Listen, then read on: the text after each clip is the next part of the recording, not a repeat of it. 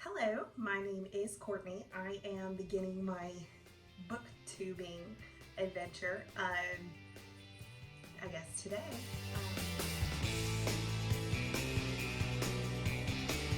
So my family is from North Texas, from the south side of DFW area. I am married. I've got a daughter, she's 5 years old. I have two dogs, a pit bull named Georgia, and a mix of everything named Kylie. We did rescue both of them. So about a month and a half ago, I had a friend reach out to me and tell me that I always recommend the best books to her, and I provide some really good snippets of reviews, and based on what she is looking for, I can kind of personalize the books that I'm recommending. And she said that I should try a booktube. So this is me trying a booktube. I don't love being in front of the camera. I'm definitely somebody who likes being behind the camera and capturing things more. So this is an experience for me for sure.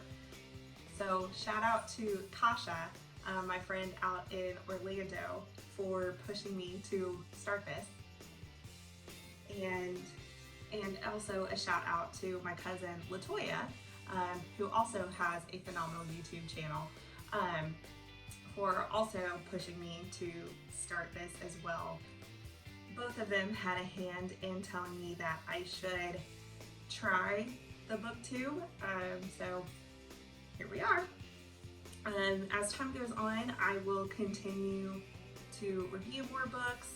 I have quite the wide range of books that I love to read, so I will definitely keep it going. So the first book that I will be reviewing on my page is going to be Almost Gone. This is by John and Mackenzie Baldwin, and this one was a little bit more of a serious book. It's a true story. John and Mackenzie live in North Texas, just like I do. It says 25 days and one chance to save our daughter. This book tackles fishing online, and obviously not fishing of the fish kind, impersonations and attempts to garner information, or to, in this case, it was to pull this girl away from her family. So this book takes you through the true journey of John and Mackenzie, where Mackenzie is a high school student. It's her senior year. She should be having all the fun in the world, but her family starts to realize that there's something off about Mackenzie. So the book is read from John and Mackenzie's perspective jointly. So one will write a chapter and the next one will write the next chapter. It's kind of like journal entries. But it takes you through the journey that Mackenzie is going through, and then conversely through the journey that the father is going through, trying to understand what Mackenzie is going through. I hope that makes sense. So Mackenzie is a senior in high school, going through all of the craziness, trying to understand about college, where she's going to end up going, what's going to be the trajectory of her life. And she's hanging out at a friend's house, and they meet this boy online. So she meets this boy online, and she finds him really cute and is attracted to him and starts talking to him more and more and more often. She's never met this boy before. They're on the complete opposite sides of the world, and so they exchange phone numbers, they start texting or calling or video chatting all the time. So she starts talking to him about his life and wants to understand him a little bit more and understand something that is from the other side of the world. She's curious. So he tells her that he is Islamic and that her life as a Christian is essentially going in a false direction. And so that she, her family, her friends are all living in sin. That's how he explains this to her. So he tells her what she should be doing. Tells her that she should not be wearing shorts in public, that she should be wearing pants, and that she should be wearing long shirts, and that she needs to start covering up. So her parents found this kind of odd. They don't know that she's speaking to this boy and that he is having this influence on her, But he starts to tell her more and more about things that she should be doing, that she should be reading the Quran. And so she goes to her father and asks, would you be okay if I start studying this book, if I start studying the Quran? Now, they are a devout Christian family, remember? So he finds this odd, but she explains it away as wanting to compare the differences between the two. So the father, decides, okay, this could be good for her. This could help her understand the Bible a little bit better, and want to lead her life a little bit more in the way of Jesus. So he agrees, and she gets the Quran. And so starts talking to this boy more and more and more, and reading into the Quran more and more and more. And she starts pushing away her friends based on her readings and based on her conversations with this online boy. And so pushing away her friends, pushing away her family, trying to A, make herself closer to this boy, and B, lead a life that he would find acceptable. She's not doing it for the right reason. She's not moving towards Islam to find a better religion. She's doing it for this boy. So the parents start to take notice. She starts to act out.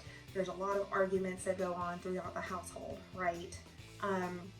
So they start trying to push her in what they believe to be the right direction. So they start pushing her to go to church and pushing her to come to family counseling and family Bible studies and all of these different things. And in the rebellious mind of a teenager, she says, no, you have no control over me. You can't tell me what to do.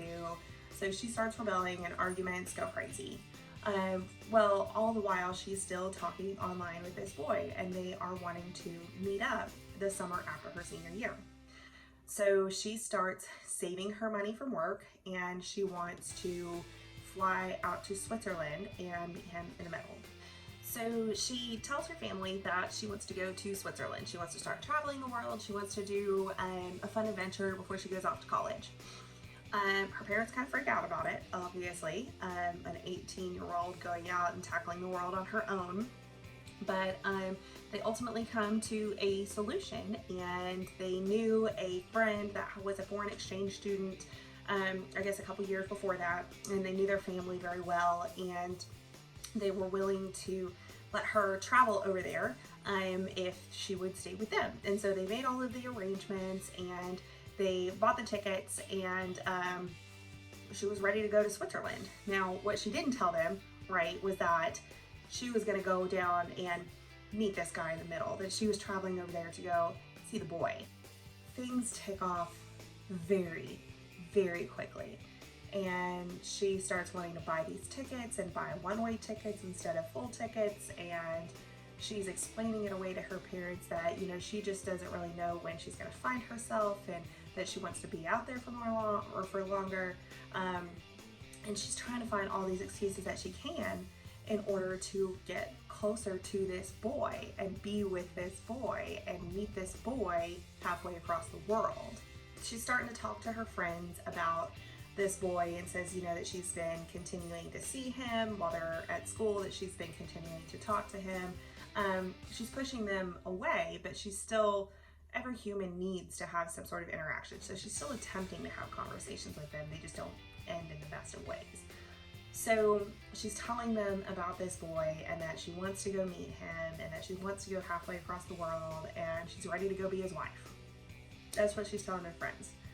So she tells them that the plan is that she's going to finish high school, and then she's gonna dip. She's ready to go. She's buying the plane tickets, all of that.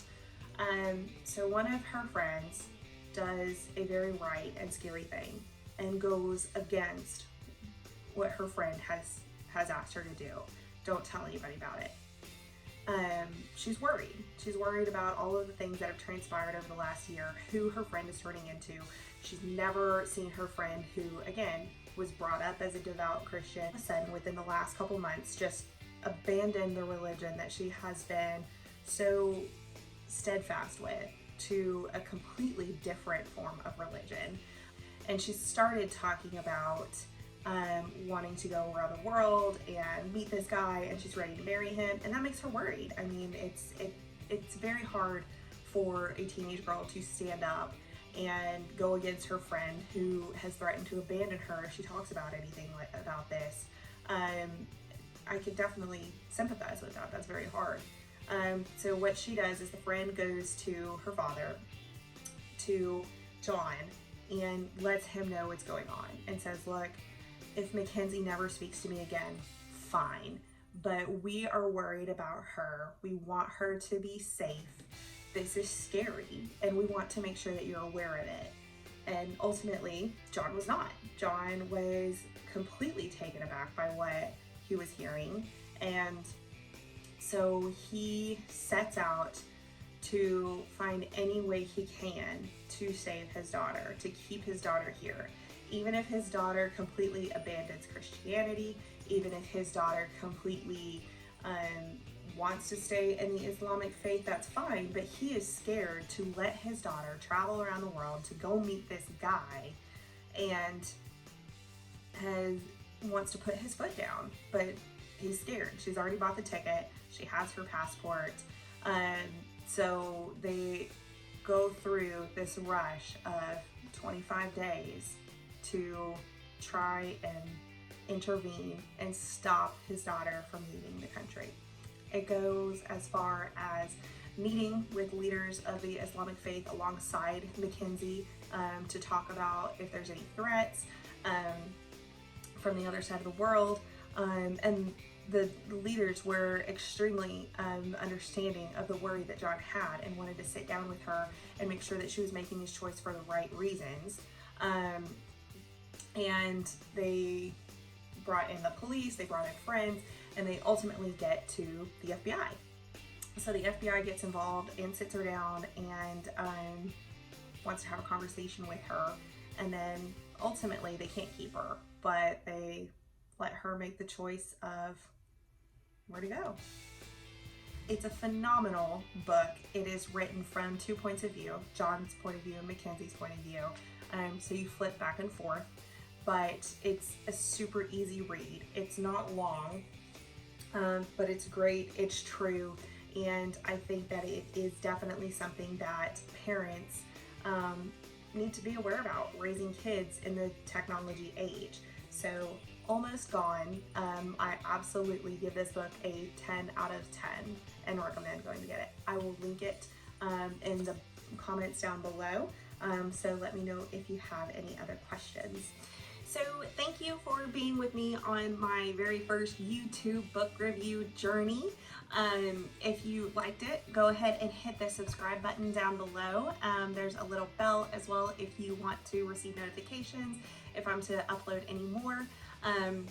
Hopefully all of this goes well. Please be kind in the comments. As I said, this is my very first book review video, but I do have a ton of books that we can review. Also, my daughter, my 5-year-old, she loves to read as well. So we'd be happy to review any kids books. If you have any recommendations of things that you want me to review, please leave them down in the comments below. And like I said, I will link Almost Gone by John and Mackenzie Baldwin down in the description box. So again, thank you so much for sticking with me. We'll see how this booktube journey of mine goes out, and let me know if there's anything else.